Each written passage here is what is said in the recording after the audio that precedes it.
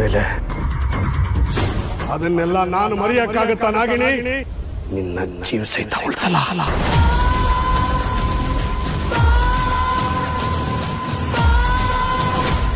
ನಿಂದು ಆದಿಶೇಷಂದು ಜನ್ಮ ಜನ್ಮಾಂತರದ ಪ್ರೀತಿ ಆದ್ರೆ ನಂದು ಅಷ್ಟೇ ಜನ್ಮ ಜನ್ಮಾಂತರದ ಹಾಗೆ.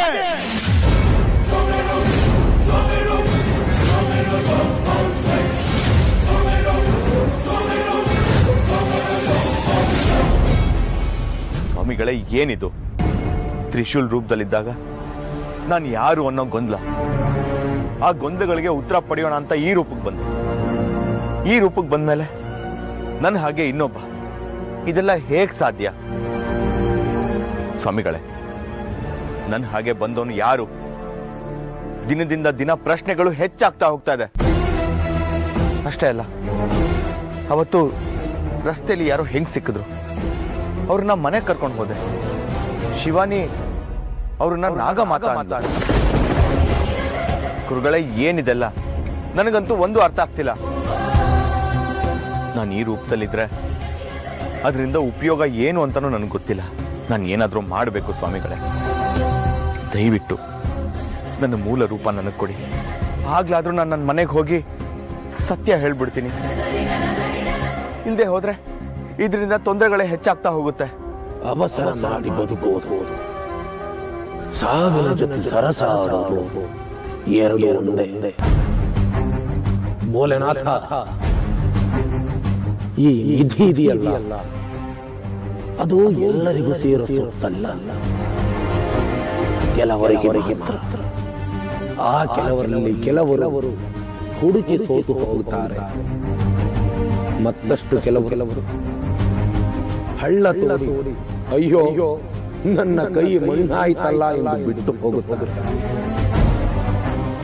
ಹಳ್ಳ ತೋಡಿದ ಜಾಗದಲ್ಲಿ ಮತ್ತಷ್ಟು ಹಳ್ಳ ತೋಡಿದ್ದರೆ ನಿಧಿ ಸಿಗುತ್ತಿತ್ತು. ಹಾಗೆ ನೀನು ಸತ್ಯದ ಬಾಗಿಲಿನಲ್ಲಿ ನಿಂತಿರುತ್ತೀನಿ. ಸತ್ಯ ಇನ್ನೇನು ಬಾಗಿಲು ತೆರೆಯುವ ಸಮಯದಲ್ಲಿ ನೀನು ಬೆನ್ನು ತಿರುಗಿಸಿ ನಿನ್ನ ಪಾಲಿನ ಸತ್ಯ ಅಲ್ಲೇ ಸತ್ತು ಹೋಯಿತು. ಜೈ ಭೋಲೆನಾಥ.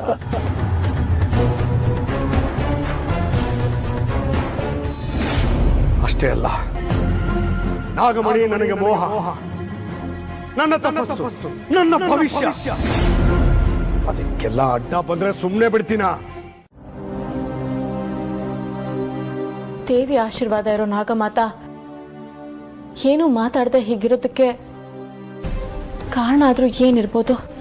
ಅವ್ರ ಈ ಸ್ಥಿತಿಗೆ ಕಾರಣ ಆಗಿರೋ ದುಷ್ಟಶಕ್ತಿ ಆದ್ರೂ ಯಾವುದು?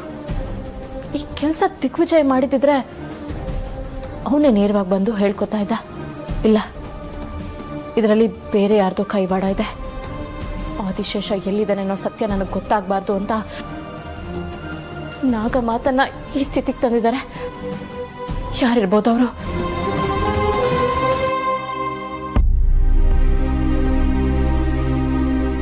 ಶಿವಾನಿ ಅವರೇ, ಆ ಹೆಂಗಸು ಇವಾಗ ಹೇಗಿದ್ದಾರೆ? ಅವರು ಪ್ರಜ್ಞೆ ಬಂತ? ಇಲ್ಲ ಭಯ ಅವರೇ, ಉಸಿರಾಡ್ತಾ ಇದ್ದಾರೆ ಅಷ್ಟೇ. ಆದ್ರೆ ಏನು ಮಾತಾಡ್ತಾ ಇಲ್ಲ, ಯಾರನ್ನೂ ಗುರುತಿಸ್ತಾ ಇಲ್ಲ. ನನಗನ್ಸುತ್ತೆ ಅವ್ರಿಗೆ ಬ್ರೈನ್ ಸ್ಟ್ರೋಕ್ ಆಗಿದೆ ಅಂತ.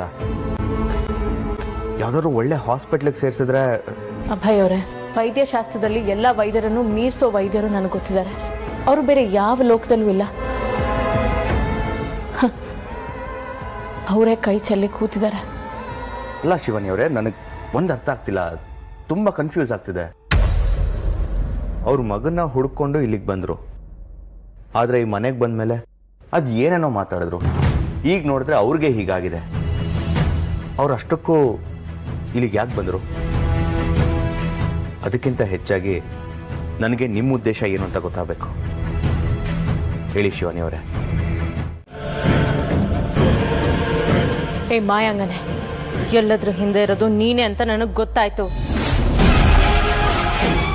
ಯಾವ್ದ್ರ ಹಿಂದೆ? ಆ ತಕ್ಷಕ ಮೋಹಿನಿ ಜೊತೆ ಸೇರಿ ನನ್ನ ಕೊಲ್ಲೋಕ್ ಪ್ರಯತ್ನ ಪಟ್ಟಾಗ್ಲೇ ನನಗೆ ಗೊತ್ತಾಯ್ತು.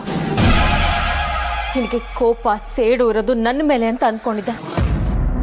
ಆದ್ರೆ ನೀನ್ ತೊಂದರೆ ಕೊಟ್ಟಿರೋದು ಯಾರಿಗೆ ಗೊತ್ತಾ? ನಾಗಮಾತಾಗೆ.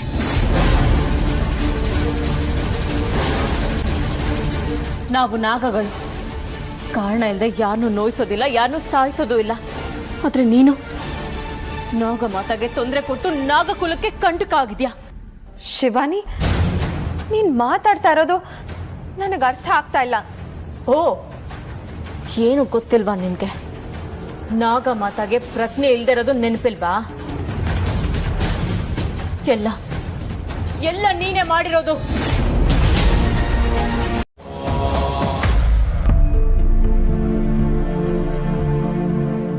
ಶಿವಾನಿ ಅವರೇ, ಹೀಗೆ ಯೋಚನೆ ಮಾಡ್ತಾ ಕೂತ್ಕೊಂಡ್ರೆ ಹೇಗೆ? ಎಷ್ಟು ಅಂತ ಯೋಚನೆ ಮಾಡ್ತೀರಾ? ಬನ್ನಿ ಊಟ ಮಾಡಿ. ಬೇಡ ನನ್ಗೆ. ಅಲ್ಲಿ ನಾಗಮಾತಾ ಉಸಿರನ್ನೇ ಆಹಾರ ಅಂತ ಬದುಕ್ತಿರುವಾಗ ಇಲ್ಲಿ ನಾನು ಹೇಗೆ ಊಟ ಮಾಡ್ಲಿ? ಹಾಗೆ ನೀವು ಕೂಡ ಉಸಿರೇ ಆಹಾರ ಅಂತ ಸುಮ್ಮನೆ ಇರ್ತೀರಾ? ಶಿವಾನಿ ಅವರೇ, ಬನ್ನಿ ಊಟ ಮಾಡಿ. ಬೇಡ. ನೀವು ಹೀಗೆ ಹೇಳಿದ್ರೆ ಮಾತು ಕೇಳಲ್ಲ.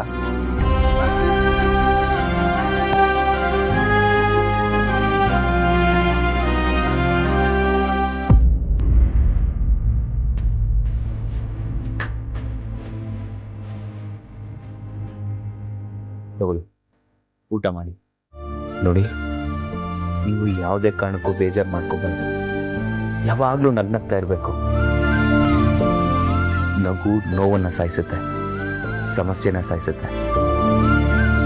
ಅದು ಬಿಟ್ಟು ನೀವು ಈ ರೀತಿ ನೋವಲ್ಲಿ ಕೂತ್ರೆ ನಿಮ್ಮನ್ನ ಪ್ರೀತಿಸೋರು ನೋವು ತಿಂತಿರ್ತಾರೆ. ಅವ್ರಿಗೇನೋ ಆಯ್ತು ಅನ್ನೋ ಯೋಚನೆ ಬಿಡಿ. ನೀವು ಸೇಫ್ ಆಗಿದ್ದೀರಲ್ಲ, ಅದಕ್ಕೆ ಸಂತೋಷ ಪಡಿ. ನೀವ್ಯಾಕೆ ಹೀಗೆ ಮಾತಾಡ್ತಾ ಇದ್ದೀರಾ? ಮನುಷ್ಯತ್ವ ಇಲ್ದಿರೋ ತರ. ಅಯ್ಯೋ ಶಿವಾನಿ ಅವರೇ, ನಾನು ಹಾಗಲ್ಲ ಹೇಳಿದ್ದು. ನೀವು ಹೀಗೆ ಕೂತ್ರೆ ಮುಂದಕ್ಕೆ ಹೋಗಕ್ಕಾಗಲ್ಲ. ನಮಗ್ ಬಂದಿರೋ ಸಮಸ್ಯೆನ ನಾವೇ ತುಳಿಬೇಕು ಅಲ್ವಾ? ಆದ್ರೆ ಬಂದಿರೋ ಸಮಸ್ಯೆ ಯಾವುದು ಅಂತಾನೆ ಗೊತ್ತಿಲ್ವಲ್ಲ. ನಾಗಮಾತಾನ ಈ ಸ್ಥಿತಿಗೆ ತಂದಿರೋದು ಯಾರು ಅಂತ ಗೊತ್ತಾಗ್ದೆ ನನಗೆ ನೆಮ್ಮದಿ ಇಲ್ಲ. ಯಾರು ಅಂತ ನಾನು ತಿಳ್ಕೊಳ್ಳೇಬೇಕು. ಒಂದು ವಿಷಯ ತಿಳ್ಕೊಳ್ಳಿ, ನನ್ನ ಎಕ್ಸ್ಪೀರಿಯನ್ಸ್ ಪ್ರಕಾರ ಯಾರೇ ಏನೇ ತಪ್ಪು ಮಾಡಿದ್ರು ಒಂದಲ್ಲ ಒಂದು ಸಾಕ್ಷಿ ಬಿಟ್ಟು ಹೋಗಿರ್ತಾರೆ. ಇದು ಎಲ್ಲ ಕ್ರೈಮಲ್ಲೂ ನಡೆಯೋದೆ. ತಪ್ಪು ಮಾಡಿದ್ರು ತಪ್ಪಿಸ್ಕೊಳ್ಳೋದಕ್ಕೆ 100 ದಾರಿ ಹುಡ್ಕೊಂಡಿದ್ರು ಅವನ್ ಸಿಗ್ ಹಾಕೊಳ್ಳೋದಕ್ಕೆ ದೇವರು ಒಂದಲ್ಲ ಒಂದು ದಾರಿ ಮಾಡಿರ್ತಾರೆ. ನಿಮ್ಗೆ ಖಂಡಿತವಾಗ್ಲೂ ಹಾಗನ್ಸುತ್ತಾ? ನಾಗಮಾತಾಗೆ ತೊಂದರೆ ಆಗಿರೋ ಕಡೆ ಇನ್ನು ಭಯ ಬೇಡ. ಆದಿಶೇಷನ ಹುಡುಕೋದು ಇನ್ನು ಕಷ್ಟ ಇಲ್ಲ. ಆ ಗರುಡ ದೇವನ ಅನುಗ್ರಹದಿಂದ ನಾಗಾನ್ವೇಷಕ ಮಂತ್ರ ಪ್ರಾಪ್ತಿಯಾಗಿದೆ. ಇನ್ನು ಆದಿಶೇಷ ಯಾವ ಲೋಕದಲ್ಲಿ ಯಾವ ಮೂಲೆಯಲ್ಲಿದ್ದರೂ ಕಾಲಪುರದಲ್ಲಿ ಬಂದು ಬೀಳ್ತಾನೆ. ಅದಕ್ಕೆ ಪೂಜೆ ಏನ್ ಮಾಡಿ, ವಿಧಿ ವಿಧಾನಗಳ ಬಗ್ಗೆ ಎಲ್ಲ ತಿಳಿದ. ನಾಳೆನೆ ಪೂಜೆ ಮಾಡಬೇಕು ದಿಗ್ವಿಜಯ. ಆ ಪೂಜೆಗೆ ನನ್ನ ಸಿದ್ಧಿ ಒಂದೇ ಸಾಲದು, ನಮ್ಮಿಬ್ಬರ ಸಿದ್ಧಿಯೂ ಬೇಕು. ಆ ಆದಿಶೇಷ ನಮ್ಮ ಕಾಲಡಿ ಬಂದು ಬೀಳ್ತಾನೆ ಅಂತಂದ್ರೆ ನನ್ನ ಎಲ್ಲ ಸಿದ್ಧಿಗಳನ್ನು ಮೊದಲು ಪೂಜೆ ಆಗ್ಲಿ. ಆದಷ್ಟು ಬೇಗ ಒಂದು ಸಂಹಾರ ಮಾಡೋಣ. ಅವಸರ ಒಳ್ಳೆಯದಲ್ಲ ದಿಗ್ವಿಜಯ. ಶುಕ್ರ ಗ್ರಹದ ಮೇಲೆ ಶುದ್ಧ ಉಲ್ಕೆ ಒಂದು ಪಡೆಯುವ ಸಮಯದಲ್ಲಿ ಪೂಜೆ ಆಗ್ಬೇಕು. ಅದಾದ್ರೆ ನಮಗೆ ಶುಕ್ರಾಚಾರ್ಯರ ಆಶೀರ್ವಾದದಿಂದ ಬಯಸಿದ್ದೆಲ್ಲವೂ ನೆರವೇರುತ್ತೆ. ಓ ಶುದ್ರ ಮುಹೂರ್ತ ನಾಳೆ. ಒಟ್ನಲ್ಲಿ ಆ ಆದಿಶೇಷ ಯಾರು ಅಂತ ಗೊತ್ತಾಗಿ ಸಂಹಾರ ಆದ್ರೆ ಸಾಕು. ಇಷ್ಟು ಸಂವತ್ಸರಗಳಿಂದ ನಾನು ಕಾದ ಗಳಿಗೆ ಬಂದಾಯ್ತು. ಘೋರ ತಪಸ್ಸಿಗೆ ಫಲ ಸಿಕ್ಕಾಯ್ತು. ನನ್ನಲ್ಲಿ ಉರಿಯುತ್ತಿರುವ ಸೇಡಿಗೆ ಆಗಲೋಕ ಸುಟ್ಟು ಭಸ್ಮವಾಗಲೇಬೇಕು. ನಾನು ಬಯಸುವುದು ನನಗೆ ಸಿಗಲೇಬೇಕು.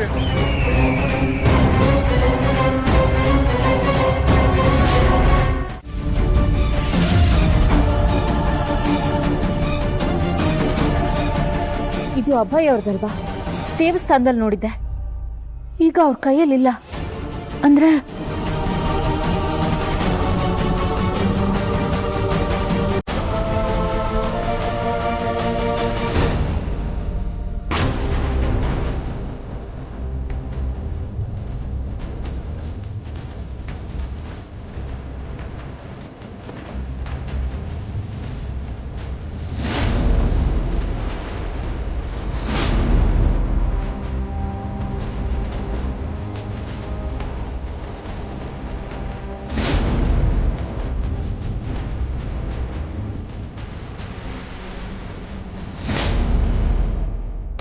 ಅಭಯ್ ನಾನು ದೇವಸ್ಥಾನದ ಹತ್ರ ಇದ್ದಾಗ ಇದೆಲ್ಲ ಅವ್ರ ಹತ್ರ ಇತ್ತು.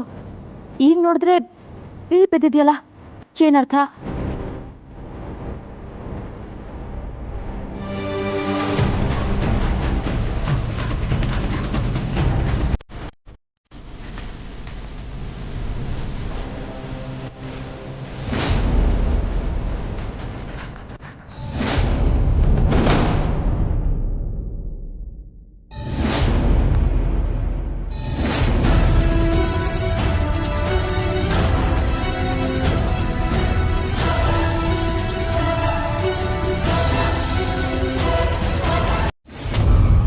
ಎಲ್ರು ಅನ್ಕೊಂಡಿರೋ ಹಾಗೆ ತ್ರಿಶೂಲ್ ದಿಗ್ವಿಜಯನ ಮಗ ಅಲ್ಲ.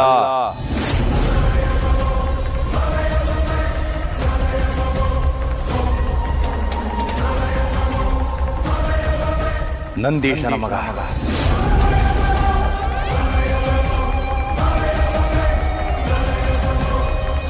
ಏನ್ ಹೇಳ್ತಾ ಇದ್ರ ಗುರುಗಳೇ? ನಾಗಮಣಿ ಸಿಕ್ಕಿದ್ರೆ ಅದರ ಫಲ ಅವನಿಗೆ ಸಿಗ್ಲಿ ಅಂತ ಉಪಾಯ ಮಾಡಿದಾನೆ ಸ್ವಾಮಿ ದ್ರೋಹಿ.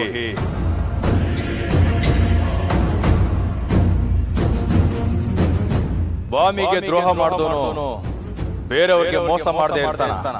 ಹೌದು ಗುರುಗಳೇ, ನಮ್ಮ ಪೂಜೆಯ ಮೊದಲನೇ ಗುರಿ ಆದಿಶೇಷ, ಆಮೇಲೆ ನಾಗಿಣಿ, ಮೂರನೇ ಗುರಿ ಆ ನಂದೀಶ.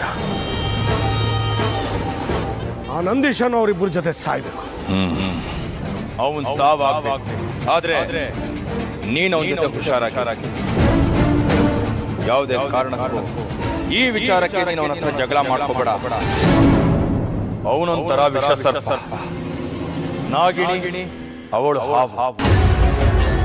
ಈ ನಂದೀಶ ಮನುಷ್ಯನ ರೂಪದ ಹಾವಿನ ಗುಣದವನು. ಅವನ ಹತ್ರ ಎಚ್ಚರವಾಗಿರ್ಬೇಕು.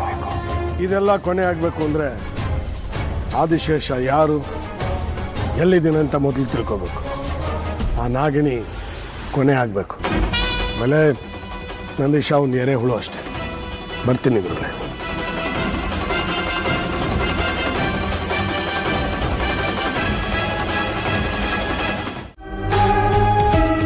ಏನಜ್ಮನ್ರೆ, ನನ್ನನ್ನೇನೋ ಹೊಸ್ದಾಗಿ ನೋಡೋ ಥರ ನೋಡ್ತಾ ಇದ್ದೀರಾ?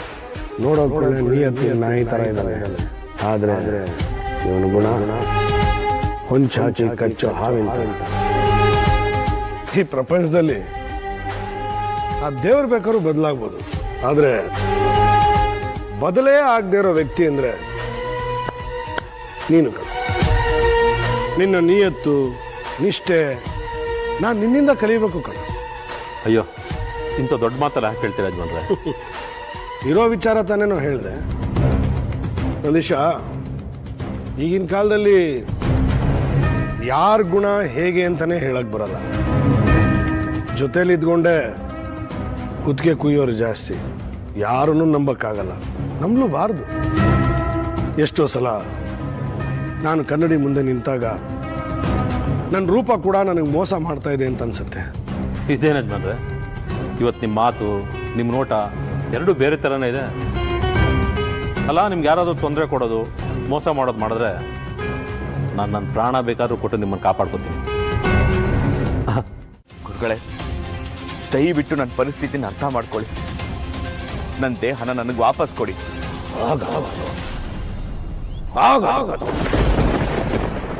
ಯಾವುದೋ ಒಂದು ಕ್ಷುದ್ರ ಶಕ್ತಿ ನಿನ್ನ ದೇಹವನ್ನು ಮಾಯಾ ಕವಚಗಳಿಗೆ ಬಂಧಿಸಿ ಬಿಟ್ಟಿದೆ. ಆ ಮಾಯಾ ಕವಚ ನಾಶವಾಗದ ಹೊರತು ನಿನ್ನ ಮೂಲ ರೂಪ ನಿನಗೆ ದಕ್ಕದು. ಇಲ್ಲ ಸ್ವಾಮಿಗಳೇ, ಇನ್ನು ನಾನು ಸುಮ್ಮನೆ ಇರಲ್ಲ. ಸತ್ಯ ಹೇಳ್ತೀನಿ. ಇಲ್ಲದೆ ಹೋದ್ರೆ ಇದರಿಂದ ತೊಂದರೆಗಳೇ ಹೆಚ್ಚಾಗ್ತಾ ಹೋಗುತ್ತೆ. ನನ್ನ ಶಿವನಿಗೆ ನಾನೇ ತ್ರಿಶೂಲನ ಸತ್ಯ ಹೇಳ್ತೀನಿ. ಬೇಡ ತ್ರಿಶೂಲ, ಬೇಡ, ದುಡುಕಬೇಡ. ದುಡುಕೋದ್ರಿಂದ ಬರೀ ನಿನ್ನ ಜೀವನ ಅಷ್ಟೇ ಅಲ್ಲ, ನಿನ್ನ ಪ್ರೀತಿಸಿದವರ, ನಿನ್ನ ಸುತ್ತ ಇರುವವರ ಜೀವನ ನೆಮ್ಮದಿ ಹಾಳಾಗುತ್ತದೆ. ನಿನ್ನಿಂದ ಲೋಕ ಕಲ್ಯಾಣದ ಕಾರ್ಯವನ್ನು ಆಗಬೇಕಾಗ ಅದಕ್ಕೆಂದು ನೀನು ಆ ಲೋಕದಿಂದ ಈ ಲೋಕಕ್ಕೆ ಬಂದವನು. ನಿನ್ನ ಮೇಲೆ ಆ ಮುಕ್ಕಣ್ಣನ ಆಶೀರ್ವಾದವಿದೆ. ಅವನ ಆಜ್ಞೆ ನೀಡುವ ತನಕ ನೀನು ಇದೇ ರೂಪದಲ್ಲಿರಬೇಕು. ಇಲ್ಲ ಸ್ವಾಮಿಗಳೇ, ಅದೇನ್ ಬೇಕಾದ್ರೂ ಆಗ್ಲಿ, ಕನಿಷ್ಠ ಪಕ್ಷ ನನ್ನ ಹೆಂಡತಿಗಾರು ನಾನು ಸತ್ಯ ಹೇಳ್ತೀನಿ. ದುಡುಕಬೇಡ. ಎಲ್ಲ ಸಮಸ್ಯೆಗಳು ಅಂತ್ಯ ಆಗುವ ಹೊತ್ತಿನಲ್ಲಿ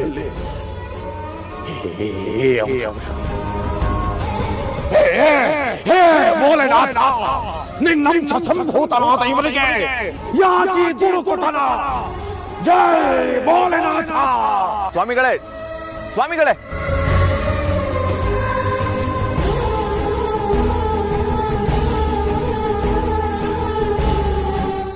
ಯಾವತ್ತೂ ಸುಳ್ಳಾಗೋದಕ್ಕೆ ಸಾಧ್ಯನೇ ಇಲ್ಲ.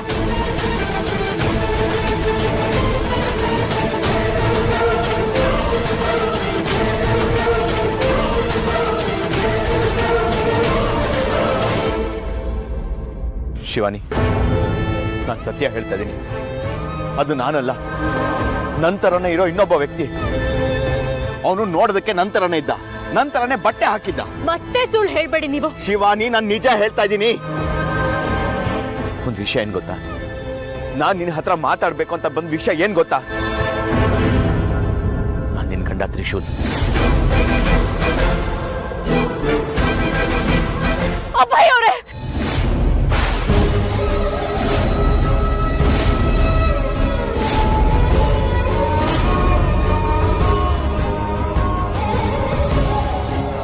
ನನ್ನ ತ್ರಿಶೂಲ್ ಹೆಸರನ್ನ ನಿಮ್ ಬಾಯಲ್ಲಿ ಹೇಳೋದಕ್ಕೂ ಯೋಗ್ಯತೆ ಇಲ್ಲ ನಿಮ್ಗೆ. ಮೊದಲು ತ್ರಿಶೂಲ್ನ ಹುಡ್ಕಕ್ಕೋಸ್ಕರ ಬಂದಿದ್ದೀನಿ ಅಂತ ಹೇಳಿದ್ರಿ, ಈಗ ನಾನು ನಿನ್ ಗಂಡ ತ್ರಿಶೂಲ್ ಅಂತ ಹೇಳ್ತಾ ಇದ್ದೀರಾ? ನನ್ನ ತ್ರಿಶೂಲ್ ನೀವಾಗೋದಕ್ಕೆ ಸಾಧ್ಯವೇ ಇಲ್ಲ.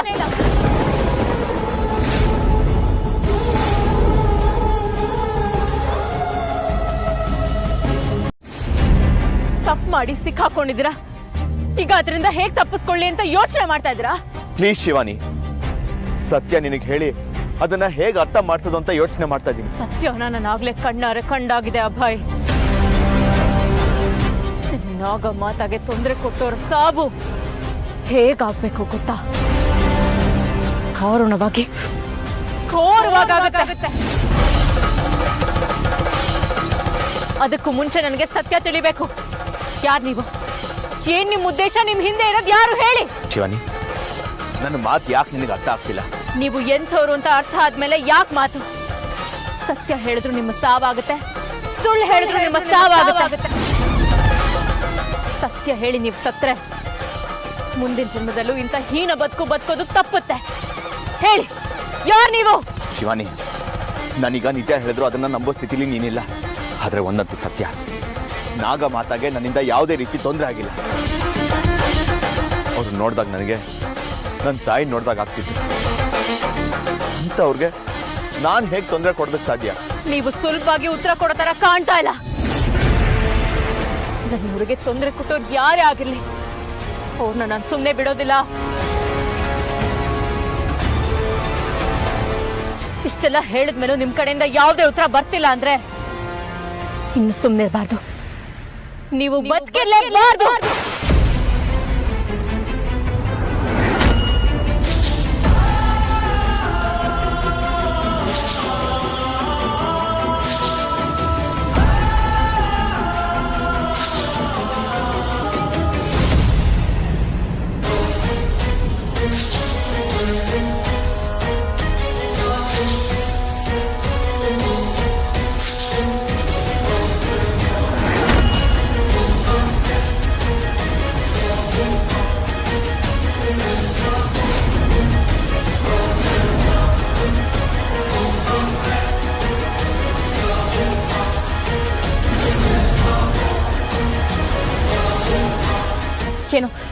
ಏನೋ ಮಂತ್ರ ಪ್ರಯೋಗ ಮಾಡಿದ್ಯಾ ನೀನು?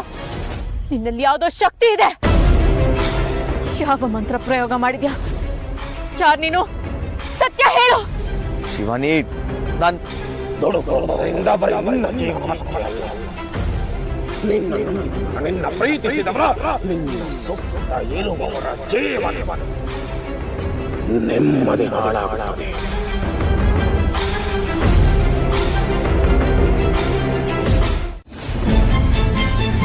ಶಿವಾನಿ, ಶಿವಾನಿ ಪ್ಲೀಸ್ ನಿಂತ್ಕೋ ಶಿವಾನಿ, ನನ್ ಮಾತು ಕೇಳು. ನನ್ ಮಾತು ಕೇಳಿದ್ರೆ ನಿನ್ ಸಿಟ್ಟೆಲ್ಲ ದೂರ ಆಗುತ್ತೆ. ಆಗ್ಬಾರ್ದು, ನನ್ನ ಸಿಟ್ಟು ಸೇಡು ದೂರ ಆಗ್ಲೇಬಾರ್ದು. ನನ್ನ ಸೇಡಿನ ಬೆಂಕಿಲಿ ನೀನು ಸುಟ್ಟು ಭಸ್ಮ ಆಗ್ಬೇಕು. ಯಾಕಂದ್ರೆ ನೀನು ಮಾಡಿರೋದು ಅಂತ ದ್ರೋಹ. ಶಿವಾನಿ, ಶಿವಾನಿ ಪ್ಲೀಸ್ ಶಿವಾನಿ, ಶಿವಾನಿ ನನ್ ಮಾತು ಕೇಳು.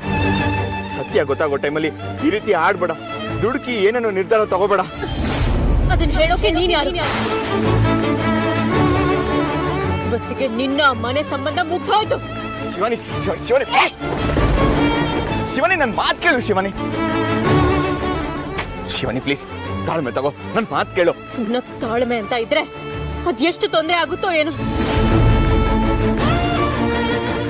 ಶಿವಾನಿ ಪ್ಲೀಸ್, ಶಿವಾನಿ ಪ್ಲೀಸ್ ನನ್ ಮಾತು ಕೇಳು. ಅವನು ಆದಿಶೇಷ, ಅವಳು ನಾಗಿನಿ. ಮಧ್ಯೆ ಏನಾಗಿದೆ?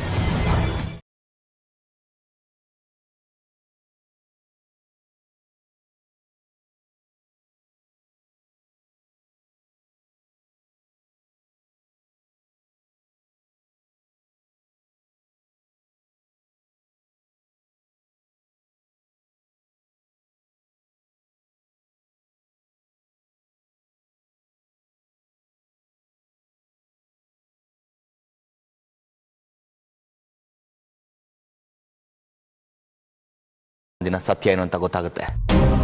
ಅದು ಗೊತ್ತಾಗಿದ್ದ ದಿನ ನಾನು ಏನು ಅಂತ ನಿಮ್ಗೆ ಅರ್ಥ ಆಗುತ್ತೆ.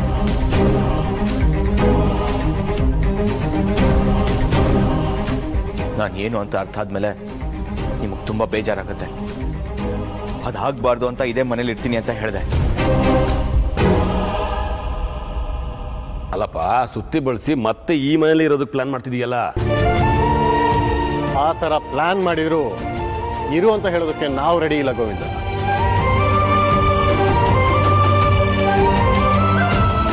ಈ ನನ್ನ ಮುಖ ಇದೆಯಲ್ಲ, ಇದ್ರ ಹಿಂದೆ ಇರೋ ನೋವು, ಬೇಸರ, ಕತೆ ಇದ್ಯಾವುದು ನಿಮ್ಗಳಿಗೆ ಅರ್ಥ ಆಗಲ್ಲ.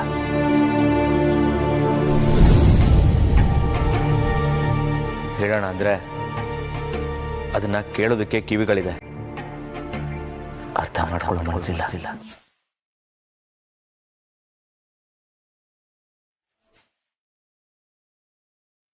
ಹಾಗಿದ್ಮೇಲೆ ನಾನು ಇಲ್ಲೇ ಇದೆಯೇನು ಪ್ರಯೋಜನ? ಇಲ್ಲ ತಾನೆ?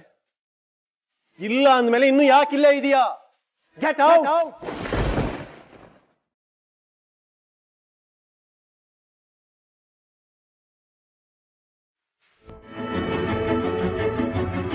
ಸರಿ, ನಾನಿರ್ಬೇಕು ಅಂತ ಬಯಸೋರೆ ನಾನು ಹೋಗ್ಬೇಕು ಅಂತ ನಿರ್ಧಾರ ಮಾಡಿದಾಗ ನಾನಿಲ್ಲಿರೋದಿಲ್ಲ.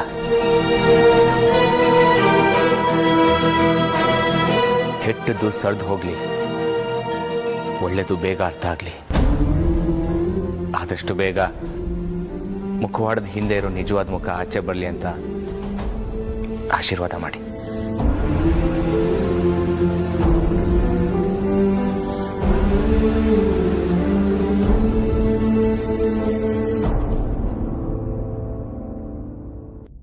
ಶಿವಾನಿ, ಹೊರಟೋಗು ಅಂತ ಹೇಳಿದ್ಮೇಲೆ ಹೊರಟೋಗ್ತಾ ಇರ್ಬೇಕಷ್ಟೇ.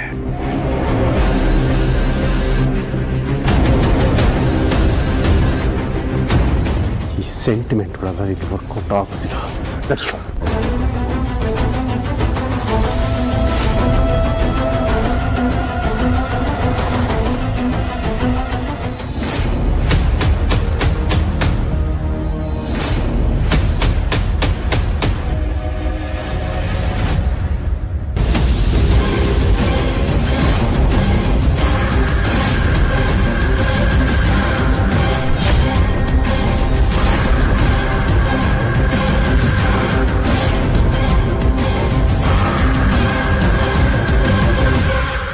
ಏನ್ ನಡೀತಾ ಇದೆ ಇಲ್ಲಿ?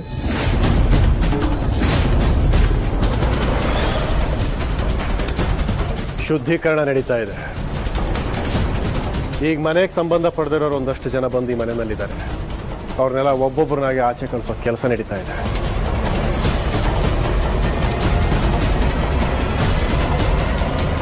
ಈಗ ಇವನು, ಆಮೇಲೆ ಇನ್ನೂ ಒಂದಷ್ಟು ಜನ ಇದ್ದಾರೆ, ಅವರನ್ನು ಹೊರಗಡೆ ಕಳಿಸೋ ಕೆಲಸ ನಡೆಯುತ್ತೆ. ಇವನ್ ಕೆಲಸ ಬಂದು ಮುಗೀತು, ಅದಕ್ಕೆ ವಾಪಸ್ ಕಳಿಸ್ತಾ ಇದ್ದೀನಿ. ಓ, ಕೆಲಸ ಮುಗೀತು ಅಂದರೆ ತ್ರಿಶೂಲೂರಿನ ಮನೆಗೆ ಬಂದ್ರಾ? ಅಥವಾ ನನ್ನ 5 ಜನ ಸ್ನೇಹಿತರು ಅವ್ರನ್ನ ಕೊಲೆ ಮಾಡಿದವರು ಯಾರು ಅಂತ ಗೊತ್ತಾಯ್ತಾ?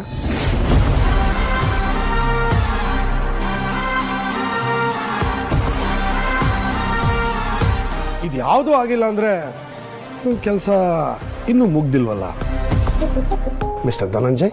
ಮುಗ್ದಿಲ್ಲ ಅಂದ್ರೆ ಹೊರಗಡೆ ಎಲ್ಲಾದ್ರೂ ಹೋಗಿ ಇನ್ವೆಸ್ಟಿಗೇಷನ್ನ ಕಂಟಿನ್ಯೂ ಮಾಡ್ಕೊಳ್ಳಿ. ಅವನು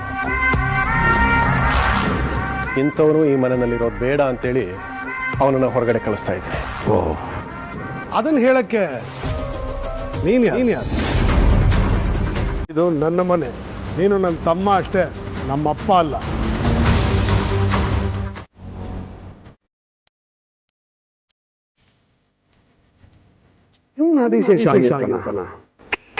ಸಾಧ್ಯನೇ ಇಲ್ಲ. ಅವನು ದಿಗ್ವಿಜಯ, ನಾನು ಅವನ ರೂಪದಲ್ಲಿದ್ದೀನಿ ಅಂತ ಇಲ್ಲಿ ಇರಕ್ಕೂ ಆಗದೆ, ಇಲ್ಲಿಂದ ಹೋಗಕ್ಕೂ ಆಗದೆ ಒದ್ದಾಡ್ತಾ ಇದ್ದಾನೆ. ಇವನು ಆದಿಶೇಷ ಆಗಿರಕ್ಕೆ ಸಾಧ್ಯನೇ ಇಲ್ಲ.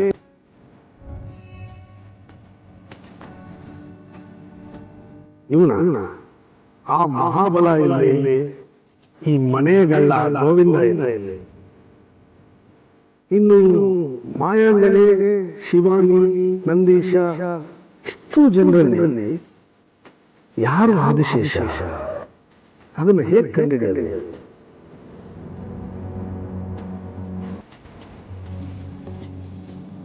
Hi young man.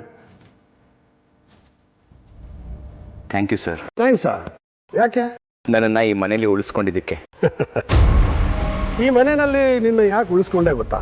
ಈ ಮನೇಲಿ ನನಗೊಬ್ರು ಶತ್ರು ಇದ್ದಾರೆ, ಅವ್ರು ಯಾರು ಅಂತ ಕಂಡುಹಿಡಿಯೋದಕ್ಕೆ ನಿನ್ನ ಉಳಿಸ್ಕೊಂಡೆ. ಸರ್, ಏನು ಹೇಳ್ತಿದ್ದೀರಾ? ನಿಜ. ನೋಡು,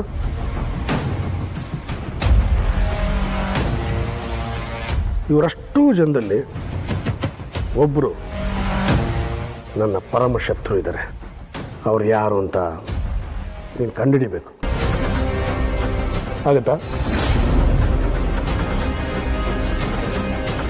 ಸರಿ ಸರ್. ಓಕೆ, ಗೋ ಹೆಡ್.